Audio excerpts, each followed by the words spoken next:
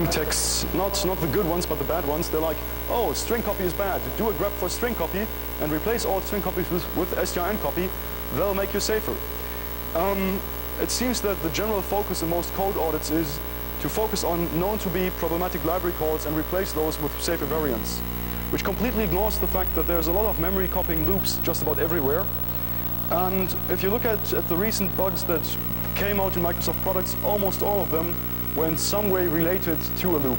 Messenger, DCOM, Workstation, and so on. Well, we need some way of detecting loops automatically in binaries because they're not that easy to detect. Some of you might say that loops are so 1998 because in most major open source packages, loops were audited quite heavily during that time, for loops with off by ones and whatnot. But it seems nobody's auditing closed source, and thus we can still find lots of them everywhere. The main problem in binaries is our human brain is not exactly built to spot a loop in a flow graph or a function. I challenge anyone in the audience to spot loops in this graph, manually with your brain. Good luck. You just can't. Your brain is not built this way. That's why there's compiler textbooks, and compiler textbooks tell you something about dominator trees. Dominator trees are used when you build compilers to detect loops in flow graphs. A very, very simple thing about the simple definition of a dominator is that, if all paths to a certain node, for example node A, pass through the entry node dominates node A. If all paths to node B go through node A dominates B. So in this example here, node A is dominated by entry, and node B is dominated by both entry and A. Whereas in this example, node B is dominated by entry, but not by A, because there's a path from entry to B, which does not go through A. Now, once you go through a graph and you generate all these dominator relationships, you can detect loops relatively easily, because if you have a node that links to a node, links downwards, has an arrow going to a node that is being dominated by, you have a loop. Because every path to this node B goes through this node that is being that it is being dominated by and links to, which implies that if all paths to the node which links downwards go through the node which is linked to, there must be a path from the node that is linked to the node that links downwards, so we have a loop. Was that even remotely clear? It's really, really simple if you make yourself a small drawing on a piece of paper, and it is quite obvious once you look at it. So we can relatively easily build dominator trees to find loops in graphs and then highlight them in the appropriate manner. I have built a small IEA plugin that generates a flow graph which has all the relevant loops highlighted. So in our previous example, this is actually the same graph, for the same function. This is the graph without the loop colorization, and this is the graph with the loop colorization. All the entry nodes to a loop are colored in green, and all the end nodes to a loop are colored in red, which means the red nodes are the last node in the loop before it links back to the entry node. So all the red nodes link to the entry node, but can be reached from the entry node as well, which is what all this dominator babbling was all about. So we see now that we would not have found these loops by just staring at the graph. So computers are good for something. Now, not all loops are all that interesting to us. If you just go through an average application and dump out all the loops that are present in it, you get a few hundred or perhaps 1,000. And most of them are of zero significance to any one of us, they're of no significance to security at all. We're looking for very, very specific sort of loop. For example, we don't care about loops that do not write to memory. Our objective is to corrupt memory. If something is not writing to memory, it can't corrupt memory, thus the loop will not be interesting if it doesn't write. Secondly, a loop that writes a well-defined number, to a well-defined location on every iteration, meaning you have a loop that constantly writes into the same local variable. That is definitely not going to overflow because the location will be the same on every loop iteration. So if you have a loop that always writes to the same location, no matter how often it iterates, this is obviously not a loop that copies memory, and thus it is not interesting to us. So we will try to sort out those ones as well. And the third category, which is not interesting to us, is memory copying loops that iterate a statically defined number of times. For example, if you duplicate a structure by using a mem copy with the size of the structure as the length parameter, you're copying in a memory copying loop. But there's no way that an attacker can make this overflow. So if the number of iterations the loop is taking is defined statically, then just reaching this code path would already trigger the bug. There would be no functionality in the first place, and it's quite unlikely that, well, not completely, but it's relatively unlikely that a product is shipped where basic functionality already leads to a crash without the user being malicious. So we want to eliminate all the loops that do not write to memory. We want to eliminate all the loops that write to the same location on every iteration. And then we want to eliminate all the loops that write a statically defined number of bytes. So the code which we're examining is translated to an intermediate assembly language. I spoke about this a few black hats ago in Amsterdam. Basically, it's a simplified, or not simplified, it's a beautiful RISC machine which has explicit memory access, which means there's no such thing as add to memory location. There's only such thing as load from memory location, add to register, store to memory location. Which means all memory access is explicit, which means it is relatively easy for us to determine whether a loop is writing to memory or not. Secondly, all implicit loops like repeat move SD or whatever, all the craziness that x86 has been abstracted away into something that is a bit more sane to read. And we thus have something like, we see an inline string copy with a rep move SD as a loop. If you look at the disassembly or the flow graph, you will not see a loop at a rep move SD because it's just one assembly instruction. But technically it is a loop. So by translating the assembly code from x86 to an intermediate representation, we get rid of all the wackiness at the lowest level and have something that we can more nicely analyze. So the first step is eliminating all the loops that do not write to memory. Well, I mentioned before, we have an explicit store memory instruction. So if we have a loop, don't worry if you can't see the addresses in the top node. The instructions are red, the operands are blue. I'll explain them in a second. So the objective now is to just take a loop which we've ripped out of a binary and determine whether there's any store memory instruction. If we cannot find a store memory instruction, this loop does not write to memory and thus cannot corrupt memory, and thus is not interesting. To explain the format of those instructions a bit, this is a compare instruction, and we have 3 operands. It compares input register 0 to value 0, stores the result in the flags register with index 0, branches, and so on. This is just a regular move like store with sign extension, test, branch if 0, store with sign extension, and so on. What we see is that we do not have any STM instruction here. There's str, which stores one register or one value into another register, but it does not access memory. Now this loop is obviously not interesting. We can just throw it away. The next problem is variable writing, in terms of if we have a local variable on the stack into which a value is being written. For example, if the counter for the loop itself is written to a local variable, we will obviously have a write access in this loop because it's written to the local variable on the stack. But this access will be to the same location on every loop iteration, which means that, well, there's no way in heck this can write out of bounds.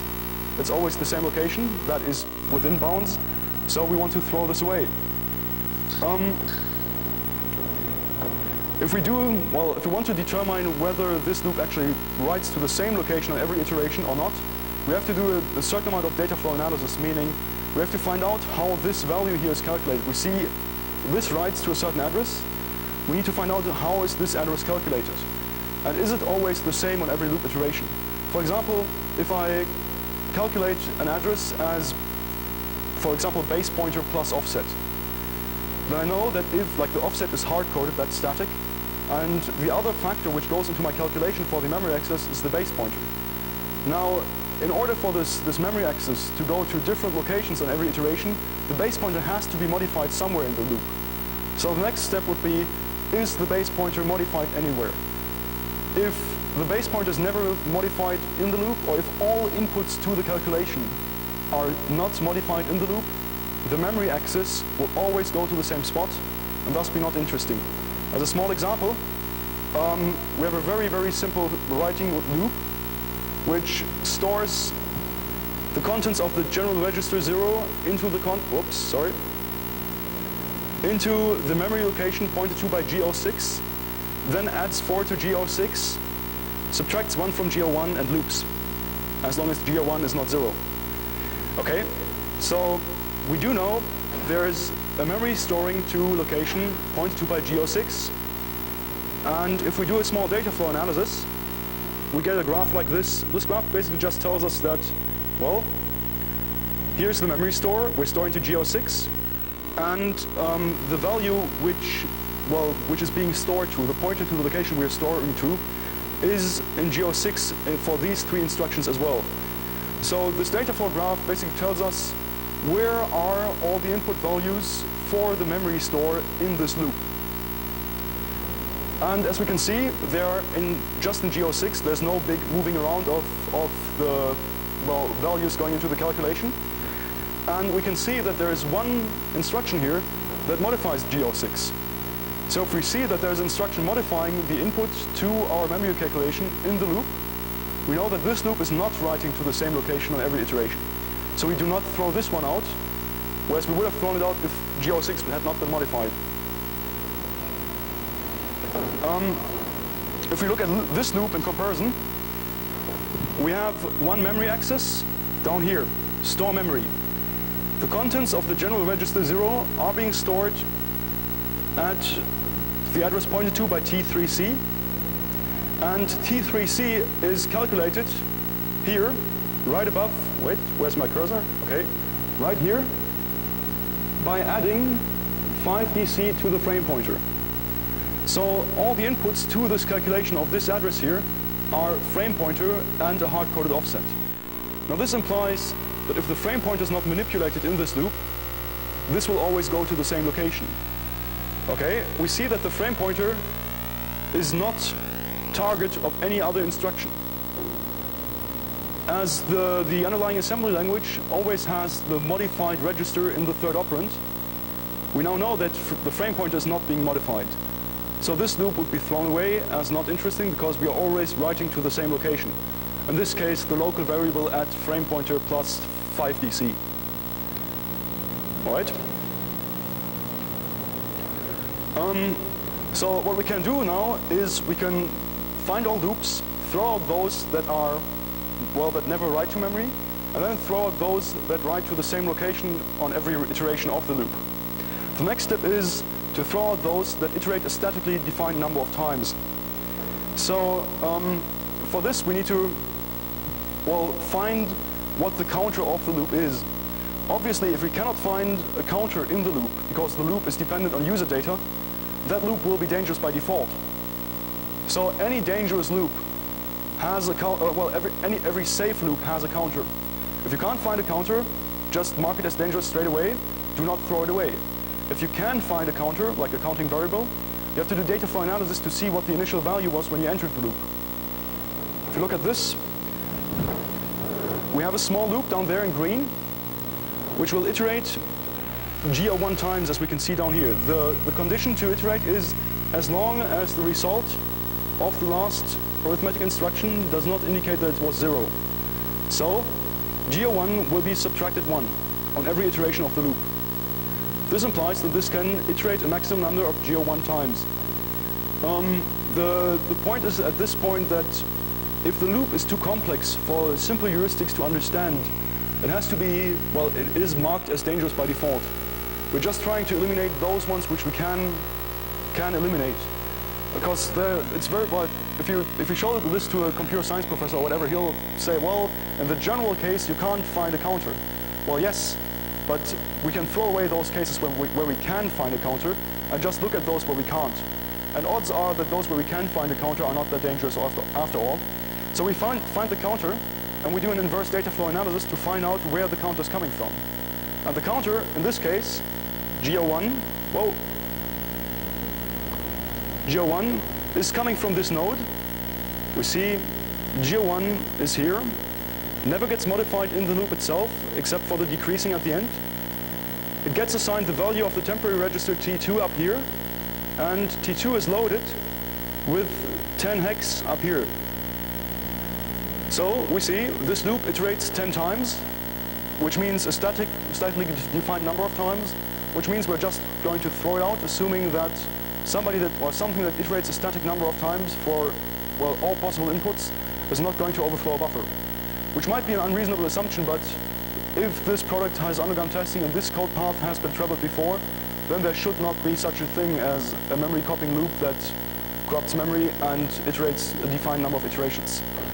So, to summarize all this, we can automatically detect interesting loops write to dynamically calculated addresses and iterate a dynamically calculated number of times. We can scan multi-megabyte binaries and up with a few dozen loops to look at. With a few dozen, I include numbers like 110. Like it can go in the 3 digits, but usually it does not go far beyond like 100, 200 loops, which you find which are interesting. And you can actually sift through all those loops in pretty much a day or two. So you can go through a large binary and look at all memory copying loops in 2 days, which is something that was completely impossible beforehand, I would think. And those interesting loops will all copy memory, will all iterate an undefined number of times, and I just got confused on my own slide. Oh yeah, those things down here are not bullet points to help me speak, they are actually explanations concerning the loop on the left. Let's just ignore whatever is down here. So the interesting loops, which you'll find, they'll copy memory and they will iterate an undefined number of times, and that should be enough for us to justify looking at them for a few minutes. Are there any questions concerning this so far? All right, on to the more fun part. Function signatures. Function signatures and what they're good for. When you deal with disassemblies, functions do not normally have names unless somebody is kind enough to provide you with debug information. Whether voluntarily or involuntarily is a question, but the main point is that function signatures allow you to retrieve function names for known functions, which means if you have a binary, you don't want to identify every string copy, every malloc, all the library functions yourself. You really don't want to spend that time on every binary because it's the same code. You know, well, you should know what it does, and you really don't want to focus on reconstructing Microsoft Visual C's runtime libc or the statically linked part of the libc every time you take apart a Trojan. So there's function signatures to find known functions in binaries, and well, so far they're mainly used to recognize statically linked libcs, but they can be used for a lot more. The current application for them is finding mallocs and string copies, and if any one of you has ever used IDA before it had the library recognition engine, in the days where you still had to find printf and string copy and so on by yourself, I think you remember how glad you were when IDA had a FLIRT or FLAIR library recognition engine. What else are signatures good for? If you have good signatures, you can do a lot more than just recognize string copies and mallocs. You can start porting information from one version of your disassembly to the next one. I've been disassembling for quite a while now, and oftentimes you have a disassembly for an old version of a product, like for an really old version of Checkpoint.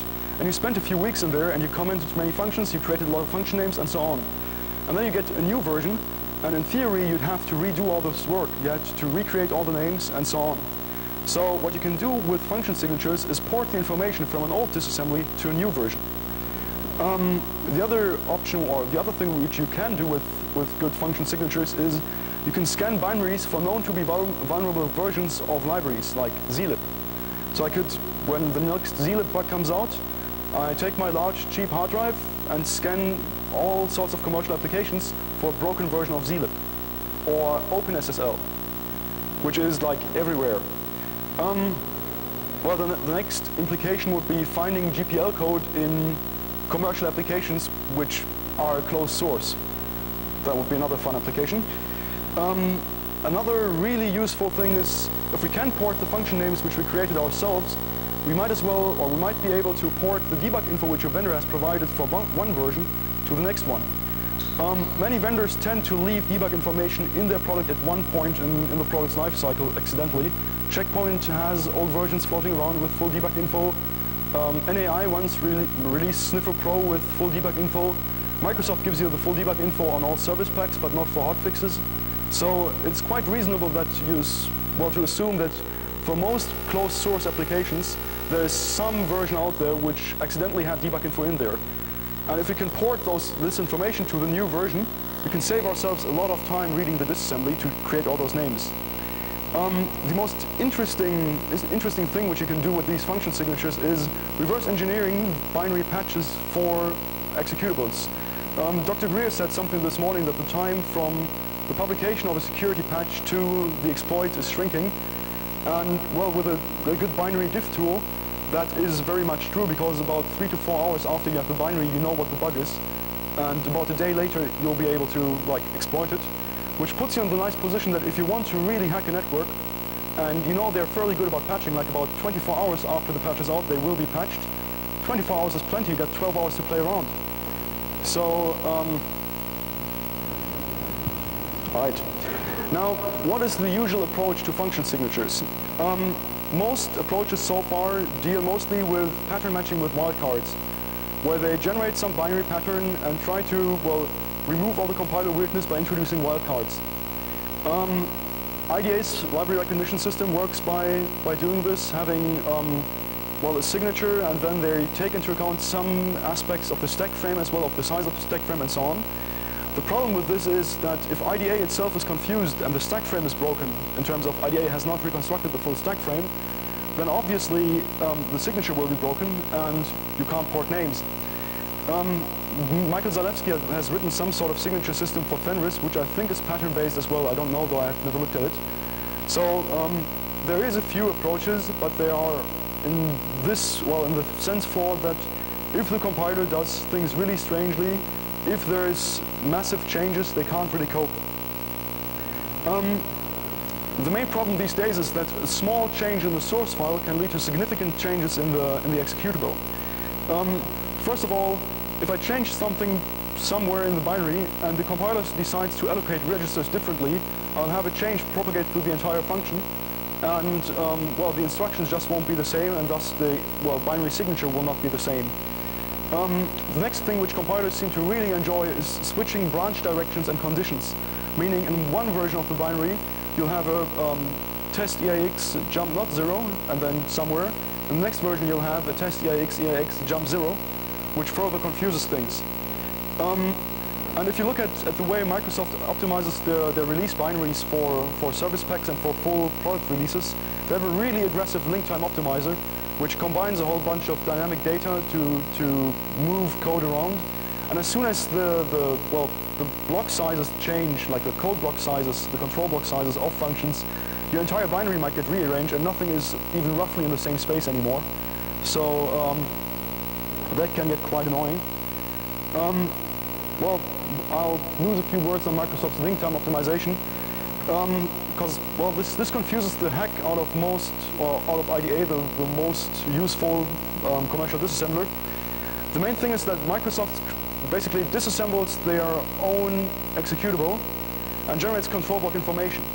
They then put breakpoints on every control block and collect statistics on how often these blocks are hit in regular execution, which means they'll get a trace of which is the code path that is normally used if no error occurs. So they can then decide, okay, these are the functions that we'll need on every normal use, and keep them in one block of memory and move all the error handlers and the exceptional condition handling and all these other things to the end of the executable, which massively improves caching performance and well, is useful for paging as well, because all the code you need will be in one page or in 2 pages or 3 pages, whereas all the error handling, which will be a significant amount of code if you're coding properly, will be somewhere completely different. So if you see a function IDA like this, where somebody has obviously cropped off the feet of the function here, well, you see a victim of Microsoft's link time optimization. the normal shape for a function would be something like this. You have a single entry point, it branches out to many different locations, and then it all converges again towards the end block. Perhaps you have multiple end blocks, like 2 or 3, but in general you shouldn't have like many dead ends. When you see Microsoft's optimization, you have lots of these dead ends. It confuses the crap out of IDA, because IDA thinks that a function should always be in a consecutive bit of memory. You can see this in the navigation bar in IDA occasionally, where you have a bunch of well-recognized functions in the beginning, then some data, and then a large chunk of red function, like of red code that could not be assigned to a certain function right behind it. All right, so what's the solution to the problems posed by the compiler doing crazy things and Microsoft doing even crazier things? It would be structural fingerprinting. The function flow graphs, the actual logic of the function, should stay the same no matter what weirdness the compiler comes up with and whatever weirdness the compiler does with register allocation and so on. So essentially, the problem of finding another function which corresponds to one function is a problem of finding graph isomorphisms, meaning, or isomorphisms or whatever. It's map speak for finding out whether two things are equal. Now, graph isomorphisms are really expensive to compute. If you have an undirected graph, it's something like a massively exponential problem. If it's a directed graph, it's still really expensive. So I decided I'll cop out on the hard problem and come up with some matching heuristics, because quite frankly, we do not have arbitrary graphs. I would bet you that you will not find an executable where there's any graph, like a symmetric graph, which is completely symmetric in every possible path ever, because writing such code that generates such a graph is probably something which you can do for a competition, but no production code will actually be symmetric. So we can toss out a lot of the problems which would occur in theory if you try to solve this on a purely graph theoretical base. And we'll use a few heuristics which we get from the binary itself. We generate a signature for every function combining the number of control blocks, the number of links between those blocks, and the number of subfunction calls. So if we have a function like this, which has 5 control blocks over here, well, we obviously have 5 control blocks, and we have 6 links between those functions, or between those nodes, and 6 calls to subfunctions, which means the signature for this function would be 5, 6, 6. Obviously, if the compiler does something like fragment one node into multiple nodes with a jump between them, you have to normalize that out. So jumps to the next block, non-conditional jumps, should be normalized out before you actually generate the signature, which is what I'm doing. I'm not explaining here. After you have all these signatures, basically you take both binaries, you generate all the signatures for all the functions. You get this big bag on the one side and the big bag on the other side. Now you have to find fixed points between those two. You have to find as many matches as possible. Now the problem is that many, especially smaller functions, will have the same signature. In terms of, there's not that many ways to build a function that consists of only one or only 2 control blocks. And if you only have 2 control blocks, there's only going to be a maximum number of 2 links between the 2. Or if you only have 1 control block, like a function that does return EAX, you might have 10 of those, 10 different functions, but they all look really the same. So you can find clear and unique mappings for some functions, but not for others. Which means, in this case, we have 4 functions in each bag, 2 large functions with many nodes, many links, many children, and 2 medium or small functions which have the same signature. What we can do right now, before we do anything else, is we can find fixed points. We can uniquely identify that the 1425 function belongs to the other 1425. Because there's only one of them, there's no collision, we can be fairly sure that these are the same. Secondly, for the 75, 94, 30 function, we can assume that it's the same as the other 75, 94, 30 function. All right. So we have 2 fixed points, and we know that these 2 definitely correspond to each other. The next step is to use information from the call tree to match the other 2, because right now we can't really match which one of these 2 belongs to the other, like which one of the 565 belongs to which other 565. In order to do this, we generate a call tree of the entire application on both sides, both the unpatched and the patched, or the one version and the other version. And we then don't consider all, like the set of all functions in both binaries, but just the subsets of functions which are directly called from a known fixed point. Which means, in our example, we know that 1425 is a fixed point, so we just consider those functions that are directly called from 1425. So out of a sudden we just have to compare the set of 565 to the set of 565. There's no way of being confused. This is a direct mapping. We can map 565 to 565 and fine. Eliminate the last one for the other subset, the subset of all functions called from 75, 94, 30. And we can uniquely map those as well. And ta-da, we're done. This works fairly well in practice, better than expected in fact. We'll get to that a little bit later.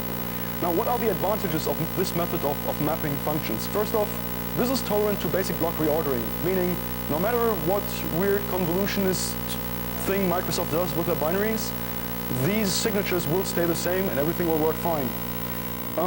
It is tolerant to differences in register assignment, and it's even tolerant to certain, like to all code order optimizations which do not change the flow graph, which is quite a bit.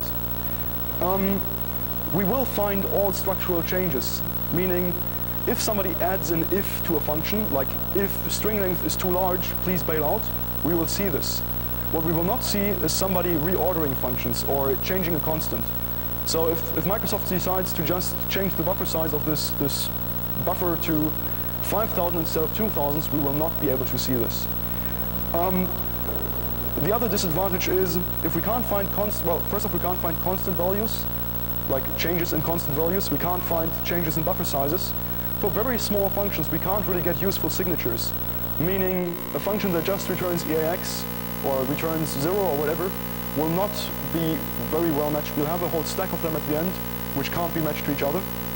But then again, the simple functions are not usually those in which many security-related bugs occur. You can't get return 0 that wrong. I mean, it's really hard to make mistakes in that. Okay, so we will now start by porting some debug information. In order to do this, we'll take the version of Messenger before the security patch, for which we have debug info from Microsoft Symbol Server, and then take the version after the patch, and for which we do not have any debug information, and port the symbolic information between the two, like from the old to the new one. 1 second, please. All right, so here we have an IDA database with the unpatched version of Messenger, and if we look at the function names, we have all the symbols loaded: message, log, MBE, message, blah blah blah. Now I'll have to find the other instance of IDA.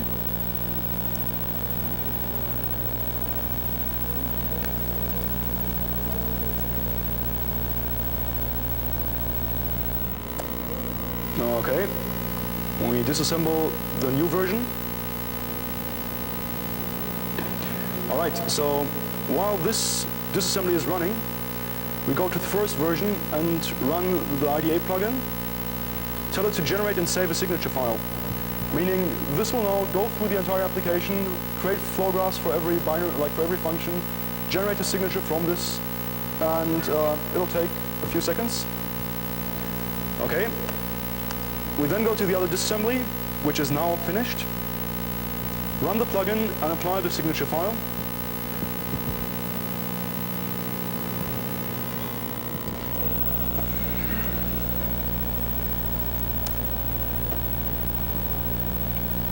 Okay, and then we go to view results.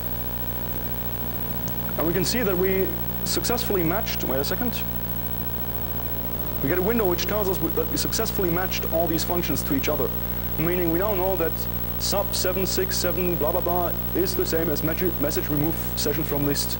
And we know that sub blah blah blah is the same as message init support seg whatever. So what we can do now is we right click and we port the name, which changes the name in our new base database to the old one. Or if we're lazy and want to change all of them, we just tell it to port all names. Ignore the warnings, and we now have, if we go to the functions window, whoops, we need to refresh this, all the debug information which we had for the old one, or next to all, in the new version as well, although Microsoft does not provide us with any debug info. So that is quite a time saver. It works similarly when you're dealing with porting information from an old database to a new one. So you just take the old database, you generate a signature, open the new one, port. But then again, this is almost a legitimate application, so it's a lot less fun than the other things you can do.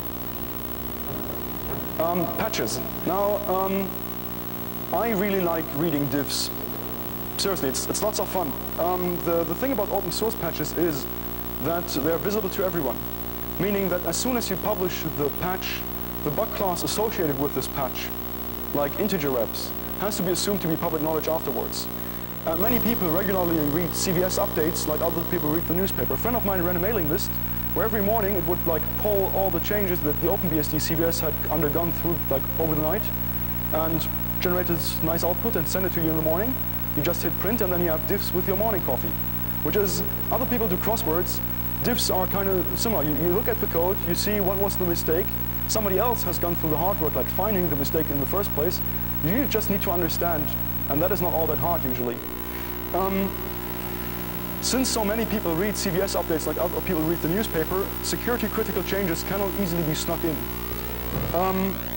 The other thing is that many eyes reading the CVS in theory makes the fix relatively thorough, meaning it's really hard to fuck up a fix and nobody will notice. The important part is that keeping information about a bug is impossible after the patch is out, which means the patch is out, everybody knows what the bug is, people can start writing exploits. It's really hard to hide the impact of the exploit or of the bug as well. You can claim, well, this is not exploitable, but people will either prove you wrong or not prove you wrong whatever. Closed source patches, on the other hand, are a very, very different game. Vendors try to hide behind the fact that they think closed source patches are really hard to reverse engineer. They want to tell nobody really what is going on. They want to just publish a bulletin telling customers, please upgrade. You don't need to know why, just upgrade. And they will even tell the researchers to shut the heck up and not release any details about what the bug is until like 6 weeks after publication of the patch. They're trying to arm wrestle researchers to do this. And there's, interestingly, companies that don't do relevant research that sign up very happily. Damn it, never mind. Okay, so in general, the other problem is that vendors are not hackers, meaning they really tend to underestimate bugs. A good example is Microsoft publishing the peer-to-peer tunneling protocol mistake, which they claimed is like a remote blue screen. It's a denial of service. Well, it was a ring 0 kernel level linked list overwrite, kind of like a heap overflow, where you could just execute code in ring 0 too, but you can't expect them to know because that's not their job. Their job is to get things fixed.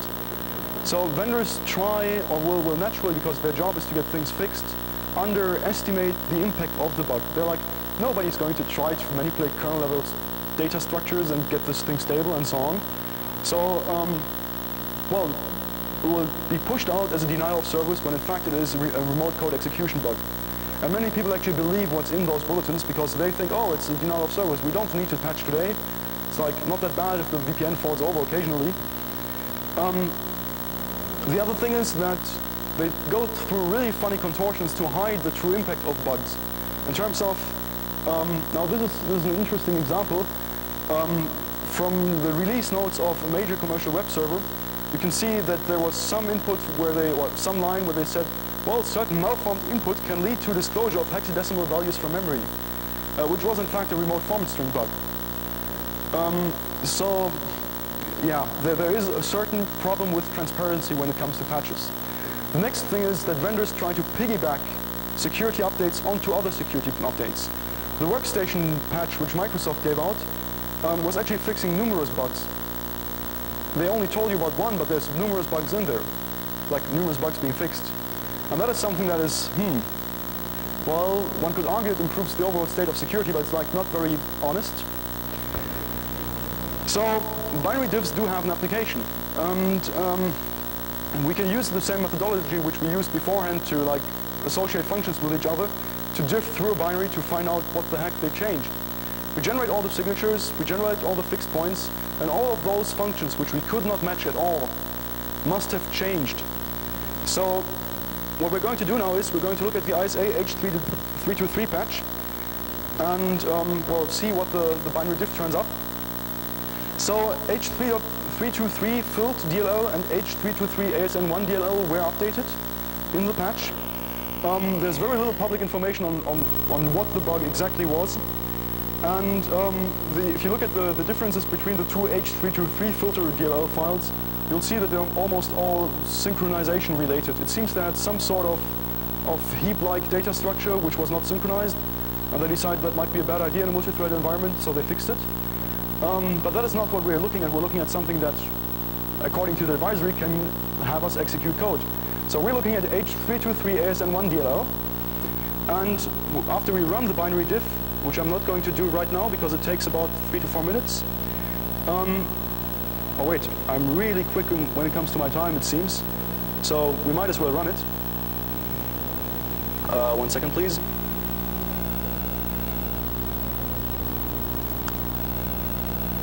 Let's close this. Okay. So we have the unpatched ASN, H323 ASN1 IDB here, and we generate a signature for it, which will take slightly longer.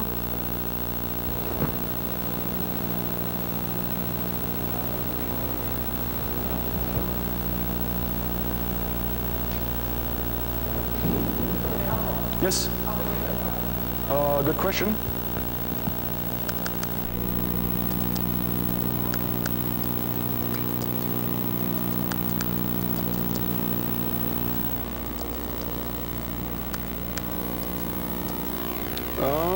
Mm-hmm. 200K. Well, generating all those flow graphs takes a minute. And IDA does not update the user. Oh, we're done. Very good. Does not update the user interface while your plugin is running, so it might seem as if it hangs. Okay. We open up the patched version.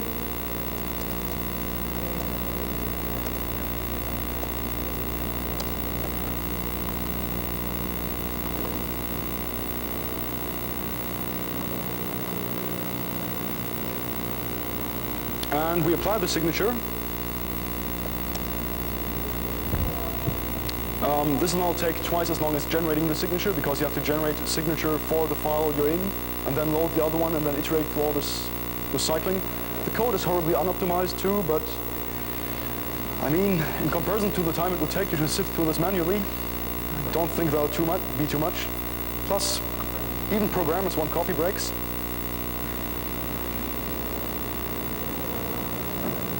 Any other questions while we're waiting? Okay. This is not a cheap trick to increase the suspension. Or suspense? Suspense. Ah. Sorry? Right now it works on x86, but it should be a minor change to make it... Well, the main problem is I don't have a flow graph component for other executables yet, like for other CPUs.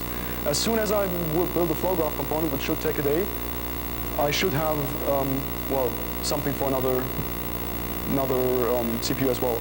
The other thing which might save a lot of time is IDA is now in 4.6 finally exporting their internal graph interface thing.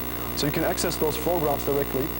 With the problem, of course, that IDA's flow graphs are incomplete because it can't handle fragmented functions. So it's a bit of a trade-off whether I write my own or take IDA's. Okay. We apply the signature.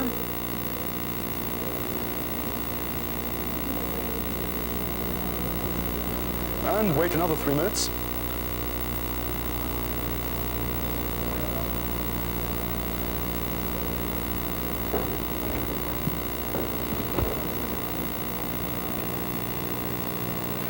So what this run will tell us, it will give us two lists. It will give us one list full of functions which could not be matched, and one list full of signatures for functions which could not be matched in the other binary.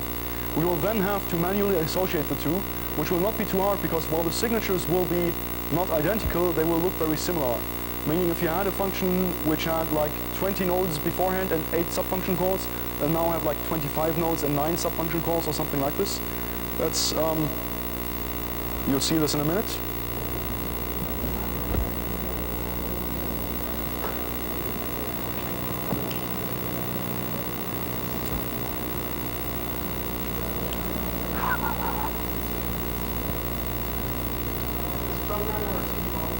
Nope. It will most likely become a commercial product really soon. Like, you will be able to buy this, hopefully. So, I might have to work on the user interface a bit so that it doesn't look like a dead fish in the water. But I think I explained all the concept I need, so it's not that hard to write. Sorry.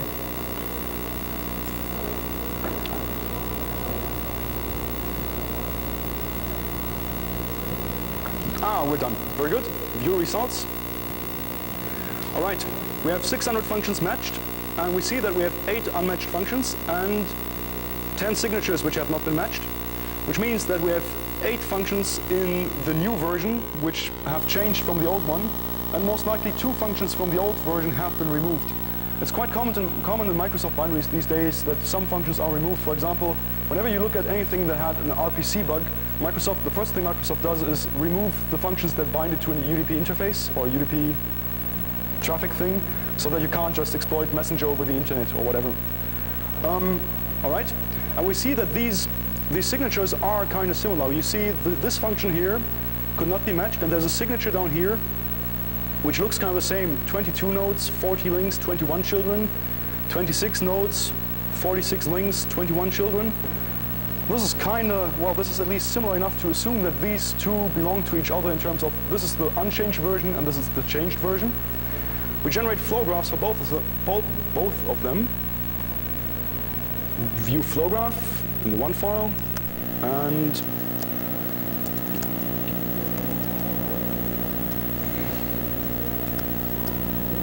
view the other flow graph. Oops.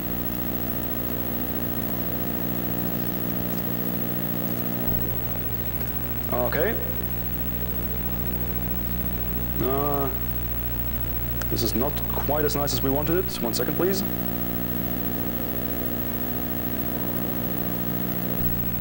Okay. All right. Now, these are the 2 flow graphs for the 2 functions, or for this one function. And we can see there is a certain similarity. If we zoom in a bit,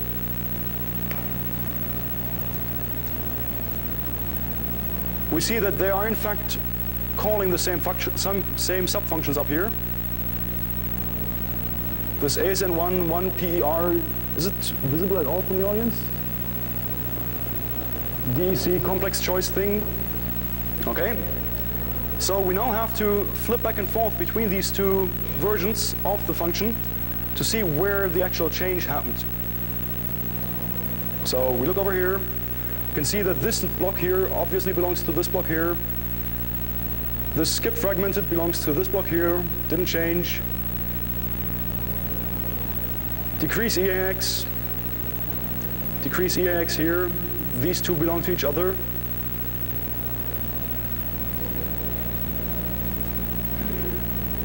If we zoom in a bit more, this seems to be the same as this. We see this ASN1 PER DEC U32 value, and there's the same call here. And the instructions just look really similar. This block here, whoops, should be the same as this block here. And then we see something strange. Wait a second, I'm seeing something really strange because we're looking at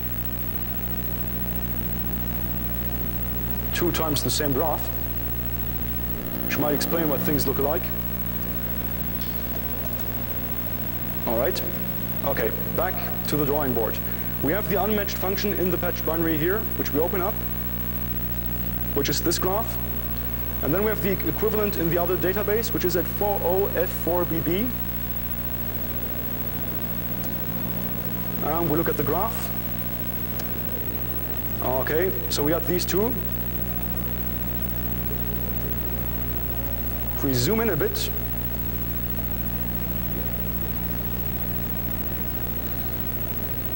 to the location at which we just were, we see that this is the old version here, and this is the new version. This block, ASN1 PER DEC U32 val, this entire block here is the same as this block here. LEA, push EAX, push 7, push EDI, blah, blah, blah. All this is the same, and all this is the same. But all of a sudden, the next block is not the same. This is the old version. ASN deck alignment is being called, and then deck 0 table string char no alloc is called. In the new version, they are checking something. They're checking whether arc0 is smaller than 129, so they added a size check for an integer. And this checked the checked value is being passed into deck 0 table char string no alloc, where in this case it is passed in unchecked. So if we look at this here, one PER deck U32 value, we can guess from the function name something like, oh, it's ASN1 decrypt unsigned in 32 value, which means read an untrusted integer from an attacker. Do not check it at all and pass it in here. The new version does take an untrusted integer from the attacker, check whether it's smaller than 129 and pass it in here. So, that is one change. Now, I will spare you the hassle of going through all the differences, but the first differing function, like the first one which you just looked at, has two calls to ASN1 deck 0 table string char no alloc. And both of them, like both the changes, just add a range check for this integer. And the second function, like if we just go back to our binary diff results here, and look at this function and this function, those two only have the difference of one call to this ASN nightmare thing with an added range check. So apparently all Microsoft is doing here is adding this range check wherever this function is being called. The third function is the same. I haven't looked beyond the fourth function, but well, it might be a good idea to look at ASN1 deck 0 tables, whatever it's called. And we can look at the flow graph.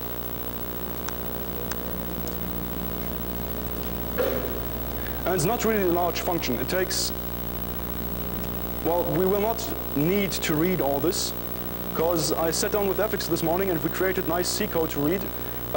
Don't be scared now, it looks more scarier than it is.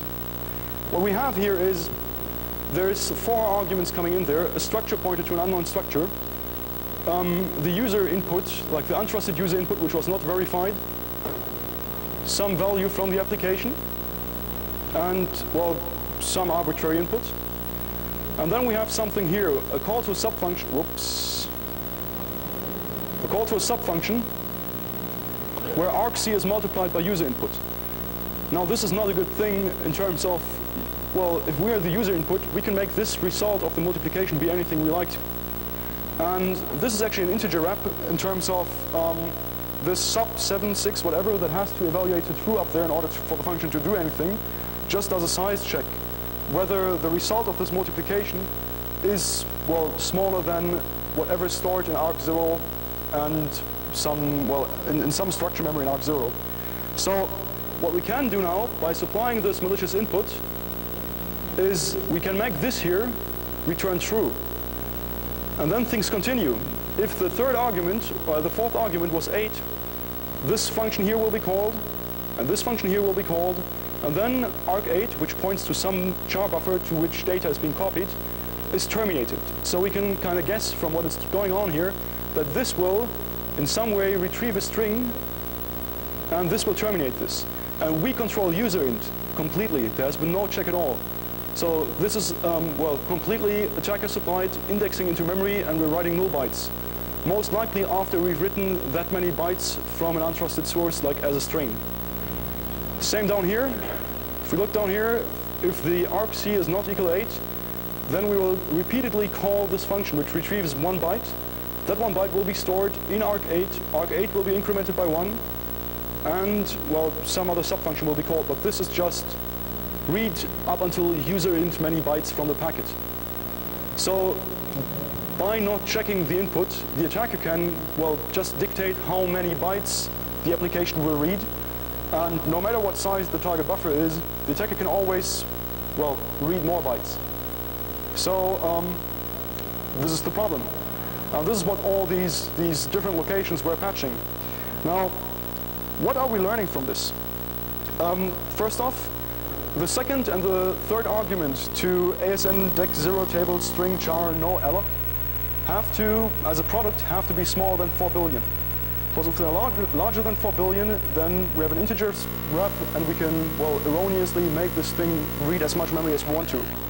Microsoft has apparently gone through ISA to make sure that all ISA components are now, well, taking care of this.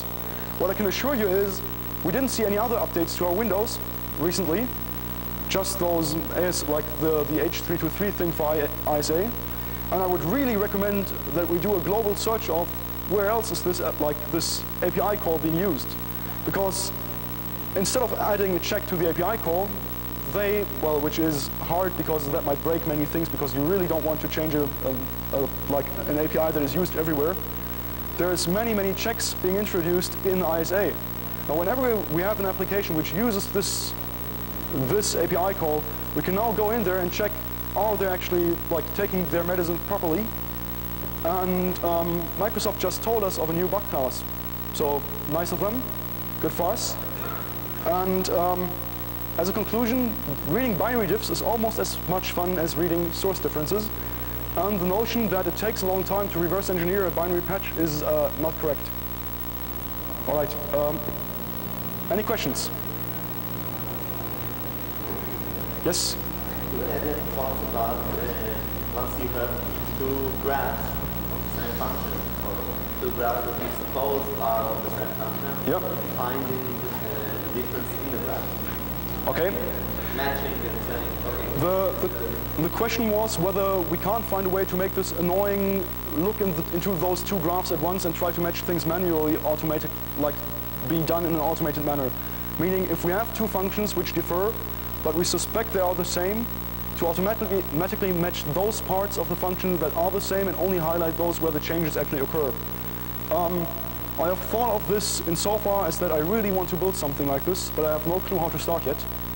But then again, semester break's coming up, so I might have some time. Any other questions? Yes? When do you think the higher net tool Well, hopefully after, I think beginning of March. I will be quite busy until end of February, and I think at the beginning of March everything should be set. We'll see how long everything takes. I'm new to the entire software selling thing, so there will be bumps in the road, I fear. Any other questions? Yes? Is it my navigation or does your fingerprint technique break most code obfuscators? I have never, well, the question is whether my fingerprinting technique breaks code obfuscators. I have not seen very many very good code obfuscators, and as soon as they add a lot of conditional, a lot of conditional branches that cannot be easily statically determined whether they are being taken or not, you can relatively easily turn my stuff to be completely useless. Because if I can't determine statically whether this branch is an obfuscation branch or not an obfuscation branch, then I can't do all that much. So then again, I have seen a lot of obfuscation code in terms of we just take a bunch of instructions and pepper it with junk instructions in between. If you just pepper junk instructions in between, this will still work. But as soon as you add malicious jumps which are evaluated based on dynamic data, I'm screwed. Any other questions? Okay, then thank you and enjoy your day.